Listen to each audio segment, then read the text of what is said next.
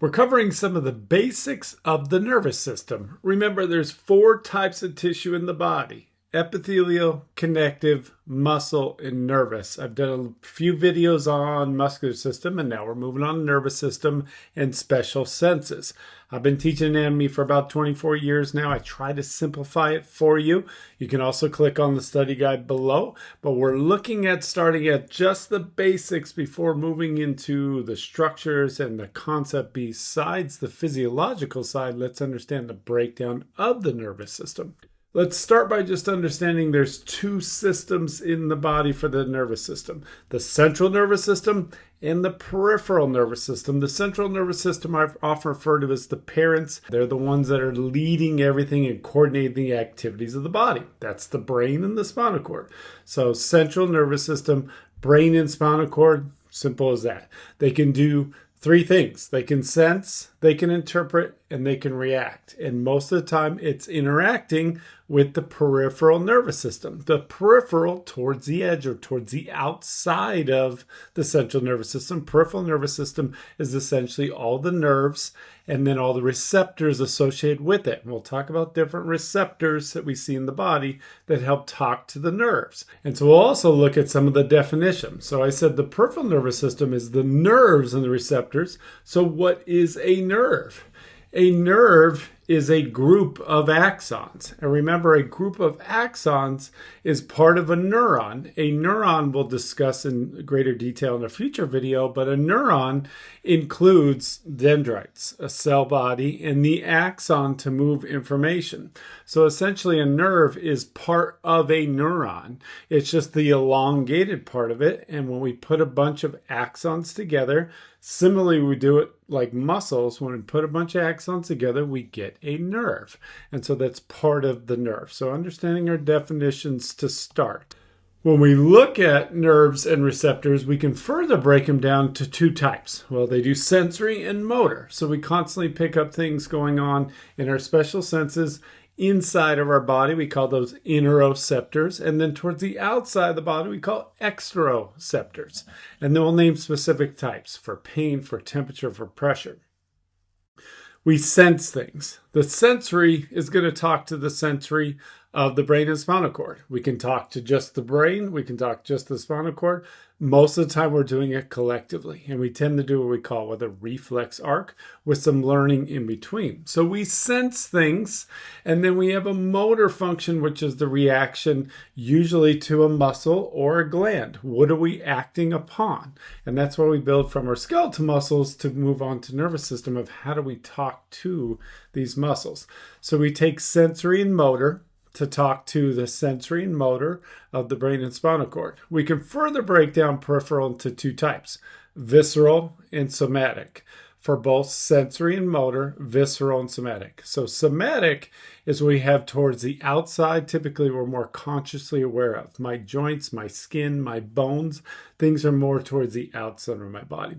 So visceral is referring as we go inside are things I don't have as much conscious awareness or control of, like my digestive organs, my lungs, my cardiovascular system, things that are inside that I'm less aware of what it's sensing, but also what it's reacting to. In other words, whatever you ate today, you don't know where it's at in your digestive tract unless there's a problem associated with it.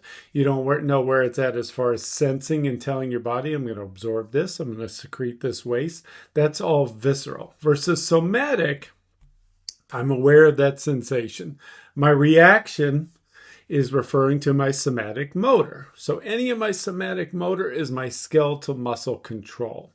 And then we can further break down motor into 2 types: visceral and somatic. Somatic, we said, is what we can control with skeletal muscles. Visceral is also known as our autonomic nervous system, or ANS, because it's referring to the things that our body will help us to control without us having to do anything. And sometimes we can train our bodies, but for the most part, our body does it for itself. When we look at visceral, there's 2 types: sympathetic and parasympathetic. Sympathetic is also known as our fight or flight. versus parasympathetic, you'll see it described in one or two ways: rest and digest or rest and repose. So fight or flight, we often hear that a lot. If you're approached with danger, what do you do? Do you fight? Do you run? Do you do both? A lot of times your body will just take over and tell you what it's going to do. Versus parasympathetic is that point to where you're resting and digesting, like how you're getting ready back for the next time. Remember, as a human species, we really do two things. We survive and we reproduce. And part of that survival is to be able to go and hunt and gather for food, but then make sure we keep our young alive. And part of that is fighting off something that can endanger you. If we take it now to like present day, if you think about like when you get in an argument, that tends to be fight or flight. How you handle that argument, it brings everything alive in your body when it comes to how you respond to things. Your heart rate goes up, your breathing increases, your vision changes, you start sweating. Things change in your body to get ready for fighting. When you go through parasympathetic, it's our rest and digest and how we then recover. We eat, rest, and recover for the next time that we get in that fight or get in that argument or part of survival.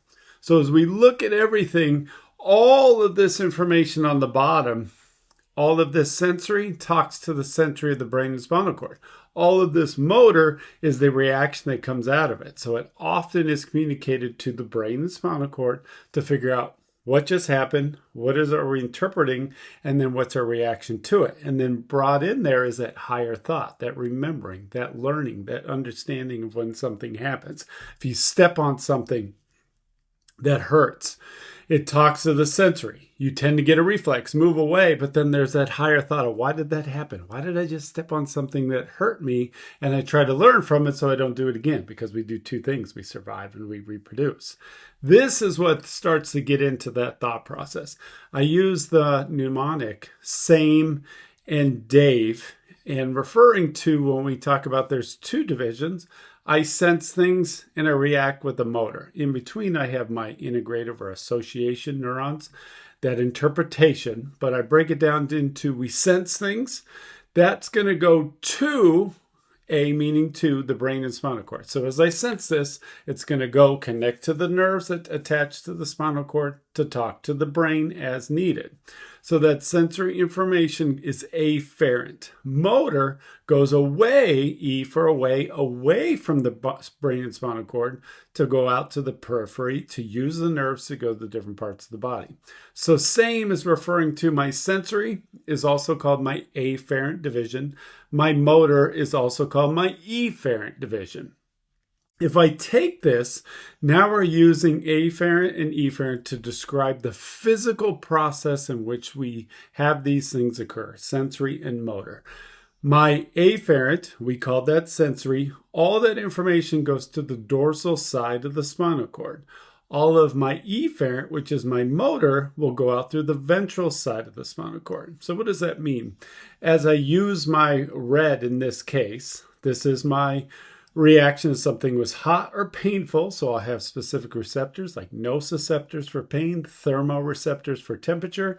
Let's say it's on that index finger, that number 2 finger, and that neuron, which we call a sensory neuron, is going to go all the way through and then come up to what we'll call a ganglion. A ganglion or ganglia is a group of cell bodies. So we know a nerve is a group of axons. A ganglia is a group of cell bodies. What this is depicting here is that there's cell bodies within this grouping called a ganglia. So if I go back to my tracing, we use this sensory neuron. It'll hit a sensory ganglia, also known as a dorsal root ganglia, and it goes to the dorsal side of the spinal cord. In other words, our first reaction or reflex is using the nerves to take a highway system to go all the way up to the spinal cord. Once we reach the spinal cord, that sensation is interpreted on the dorsal side of the spinal cord. So dorsal is afferent. Once I leave, and I use an interneuron or an association neuron in the middle to interpret, my reaction, my motor reaction will go out the anterior side, which is ventral. So the ventral side of the spinal cord, the blue, is going to the muscles to help me move to create that reflex. So ventral is efferent. So we're starting to describe where does things physically occur as I sense things. Once it reaches the brain and spinal cord, specifically the spinal cord, it goes to the dorsal side. My reaction goes out the motor side, the ventral side. Notice this is all going through the spinal cord. Don't forget, it's going to go up and talk to the brain as well. They're independent of each other, so I get that reflex, but then I still have that reaction of, why did that happen? I keep doing that. Stop doing that. That hurts. My body doesn't want me to do that. So we're not including it as we go up to the brain. But how do we go up the brain? We go up through what we call tracts. Within the spinal cord, I have these columns, and they go up literally like columns or tracts. What is a tract? If we look at a tract is a bundle of axons in the central nervous system. So now you see why it's key to understand there's two systems: central nervous system, brain and spinal cord; peripheral, the nerves and receptors. Within the central nervous system, I have these tracts, and they're within the spinal cord, and we'll see in different parts of the brainstem that a collection of axons in the central nervous system is called a tract. A collection of axons in the peripheral nervous system, now we call it a nerve. When we put a bunch of nerves together, it's called a plexus. And so we organize them in different areas where they start to come together, and a plexus is a weave or a braid as it braids and comes up to the spinal cord. So as I go back and look at my directional flow, what we're describing is taking how do we do things. We sense. All of our sensory is talking to the sensory of the brain and spinal cord. It reacts and creates a motor to talk to this motor. Now the motor could be skeletal muscle somatic or visceral, meaning elevate the heart rate, speed up my blood pressure. So I'm using smooth muscle now. Now they change my glands. What are my glands doing? I have the adrenal gland that secretes adrenaline. I can't control how it does it, but it's a motor reaction. So typically, all of this is going on at one time.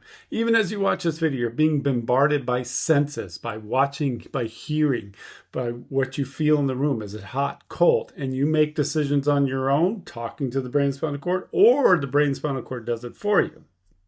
And where does this start to translate? Starting with the spinal cord, we're using the mnemonic Dave. So as I go back to some of our definitions, we said, well, majority of our nerve cells are neurons, and these are the ones that are helped to conduct that activity to coordinate the body. In a future video, we'll talk about the different types of neurons. There's 4 types typically. Majority of them are multipolar. And then we'll talk about neuroglia or neuroglia, also known as glial cells. These are the supporting cells, and we'll learn 6 of them in a future video. There's 4 in the central nervous system, where I have the brain and spinal cord. 2 in the peripheral, where I have nerves and receptors. So we'll name 6 of these to support the tissue. Remember, we said then we have nerves coming out. That's part of peripheral. It's a group of axons. We'll put them together with different connective tissue to hold them together. A group of nerves is called a plexus. When we look at axons in the central nervous system, it's called a tract. And then lastly, we said a ganglia is a group of cell bodies. So we'll see this when we look at the spinal cord. Also, when we look at sympathetic nervous system, there's a chain called sympathetic chain ganglia that we use to communicate this system. This is our fight or flight. So it's just starting with understanding the hierarchy here, where we create that directional flow of information to the brain and spinal cord and then back out. And then understanding your definitions. This is key to understanding the starting point of the nervous system. I highly recommend you understand these specific things before moving on to the different types of structures of the brain, spinal cord, and how we communicate the flow of information.